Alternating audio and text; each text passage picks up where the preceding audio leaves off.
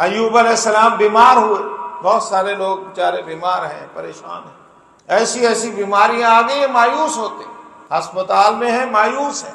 مایوس نہیں ہونا۔ ایوب علیہ السلام کو ایسی بیماری ہوئی کہ لا علاج ہو گئے، بڑا لمبا عرصہ بیمار پڑے، کوئی خدمت کرنے والا نہیں تھا، چھوڑ گئے سارے۔ کس کو پکارا؟ اسی کو۔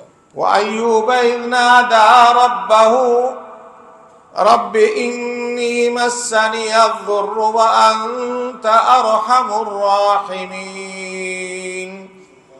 فَاسْتَجَبْنَا لَهُ وَنَجَّيْنَاهُ مِنَ الْغَمِّ وَكَذَلِكَ نُنْجِي الْمُؤْمِنِينَ۔ ایوب نے کس کو پکارا؟ فرمایا مایوسی ہم نے ختم کر دی، اس کو اسی وقت بتا دیا علاج، ارکض برجلک ھذا مغتسل بارد وشراب، اس کو علاج بتا دیا۔ اور جو لا علاج مرض تھا، جس کی ختم ہونے کا، علاج کا کوئی امکان نہیں تھا، ہم نے اس کو ٹھیک کر دیا۔ اور صرف اسی کو ٹھیک نہیں کیا، وَكَذَلِكَ نُنْجِي الْمُؤْمِنِينَ، ہم سب مومنوں کو بھی ٹھیک کر دیں گے۔ مانگو اللہ سے۔